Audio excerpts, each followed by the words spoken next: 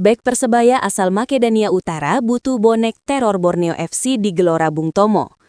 Hadapi Borneo FC, Persebaya diminta jangan lupakan identitas permainannya. Persebaya Surabaya jadi klub kedua paling sering didenda di Super League 2025-2026. Persebaya Surabaya tak gentar hadapi Borneo FC meski belum punya pelatih baru. Risto Mitrevski dan Koko Ari tak ada jaminan starter di laga Persebaya Surabaya lawan Borneo FC.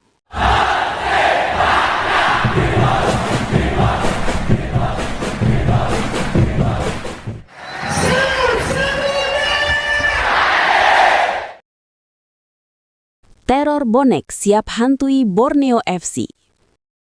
Bek Persebaya Surabaya, Risto Mitrevski berharap bonek dapat memenuhi Stadion Gelora Bung Tomo atau GBT untuk meneror Borneo FC Samarinda pada lanjutan BRI Super League 2025-2026. Diketahui, di pekan ke-15 Super League, Persebaya bakal menjamu Borneo FC. Pemain yang akan merumput lagi setelah cedera panjang itu berharap bonek bisa memenuhi Stadion GBT.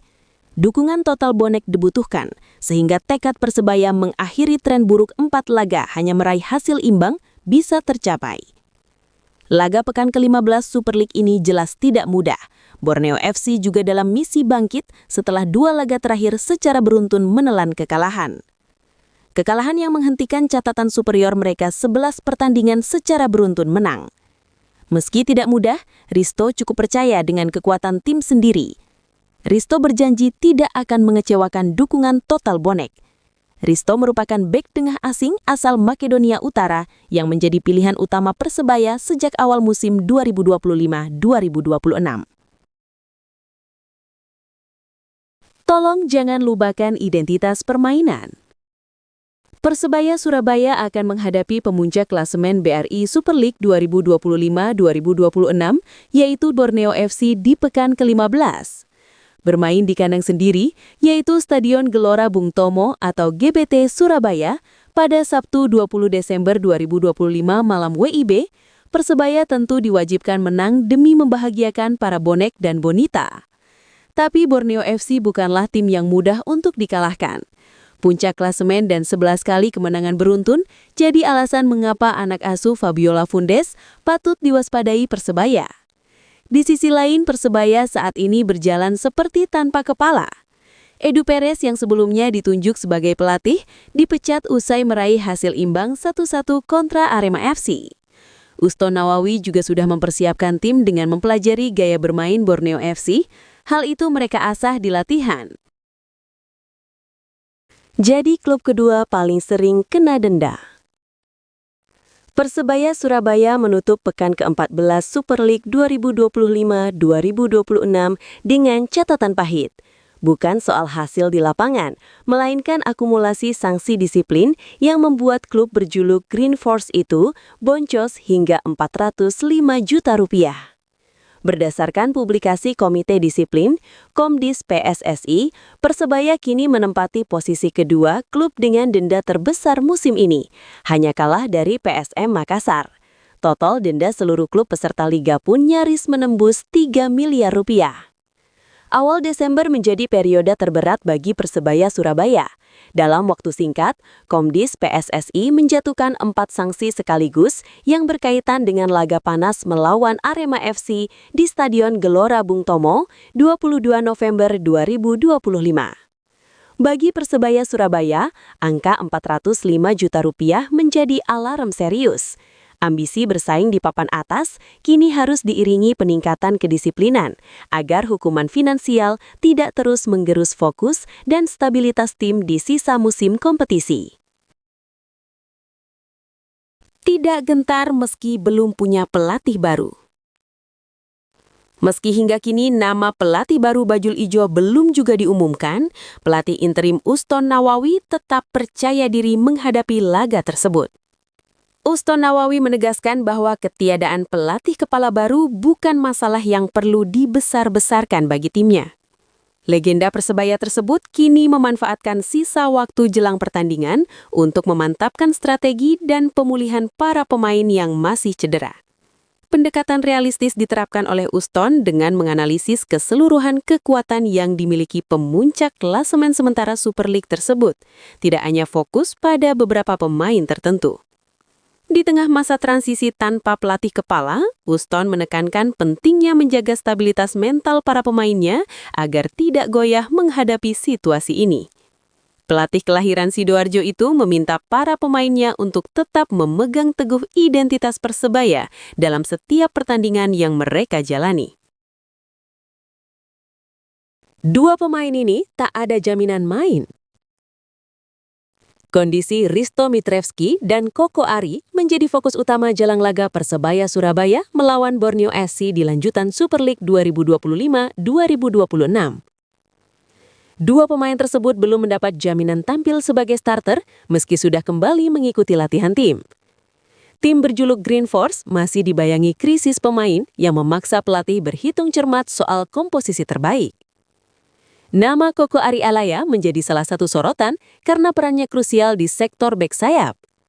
Pemain kelahiran Surabaya itu memang menunjukkan perkembangan positif, namun kebugarannya dinilai belum cukup aman untuk tampil sejak menit pertama. Situasi serupa juga dialami Risto Mitrevski yang diharapkan menjadi tembok utama pertahanan. Bek tengah asal Makedonia Utara itu telah kembali berlatih, namun kondisinya belum sepenuhnya siap untuk tempur penuh. Risto siap main lagi usai alami cedera. Kabar baik untuk Persebaya menjelang laga tunda melawan PSM yang berlangsung pada Sabtu 6 Desember 2025 dalam lanjutan Super League Liga 1 2025/2026, Bajul Ijo mendapatkan tambahan pemain yaitu Risto Mitrevski. Pemain asal Makedonia Utara ini sudah kembali berlatih bersama Bruno Moraira dan kolega di lapangan C, Kompleks Stadion GBT Surabaya pada Kamis 4 Desember 2025 kemarin pagi. Dokter Persebaya Ahmad Ridhoi menjelaskan kondisi mantan penggawa Dewa United itu terus menunjukkan perkembangan yang positif. Saat ini, tim dokter fokus untuk mengembalikan kapasitas kardio Risto bersama tim fisioterapi. Dr. Ridhoi melanjutkan, saat ini Risto sudah masuk fase 2 dari 3 fase yang harus dijalankan, sebelum akhirnya pemain berkepala plontos ini kembali dimainkan membela Persebaya. Pada saat latihan perdana, Risto belum bergabung dengan pemain Persebaya. Ia masih berlatih terpisah didampingi tim fisioterapi yang memantau kondisinya. Peringatan keras untuk skuad Persebaya. Persebaya Surabaya membawa target dan ambisi besar saat datang menghadapi PSM Makassar. Adapun untuk laga berikut, PSM Makassar akan bentrok dan berhadapan dengan tim Persebaya Surabaya. Laga ini merupakan pertandingan tunda yang dijadwalkan ulang, di mana PSM Makassar bertindak sebagai tuan rumah. Laga PSM Makassar versus Persebaya Surabaya di Stadion B.J. Habibie pada Sabtu 6 Desember 2025, pukul 20 waktu Indonesia Tengah. Pelatih karateker Uston Nawawi menegaskan seluruh pemain siap bertarung meski atmosfer pare-pare dikenal sulit ditaklukkan. Di laga ini, para pemain tim berjuluk Bajul Ijo itu akan tampil maksimal dengan target membawa pulang poin. Persebaya juga membawa ambisi mereka untuk menyudahi catatan tak pernah menang di beberapa laga terakhir.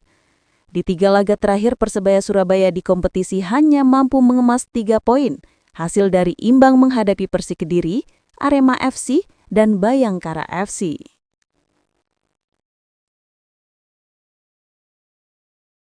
Dima Dimov dipastikan wajib out. Persebaya Surabaya kembali mengalami kesulitan di lapangan. Dima Dimov, salah satu pemain kunci, dikritik karena permainan yang tidak konsisten dan sering melakukan blunder. Dima Dimov memang memiliki kemampuan yang baik, namun penampilannya di lapangan tidak konsisten. Ia sering melakukan kesalahan yang berujung pada gol lawan. Salah satu supporter Persebaya mengatakan, "Kami tidak bisa terus-menerus memaafkan Dima Dimov. Kami butuh pemain yang bisa memberikan yang terbaik untuk tim." Manajemen Persebaya Surabaya harus bertindak untuk meningkatkan performa tim. Apakah Dima Dimov akan menjadi korban? Kita tunggu saja bagaimana keputusan manajemen Persebaya Surabaya. Semoga mereka dapat membuat keputusan yang tepat untuk tim. Kalau menurut dulur bonek, perlukan Dima Dimov diganti untuk sisa laga di Super League musim ini? Tulis pendapat kalian di kolom komentar.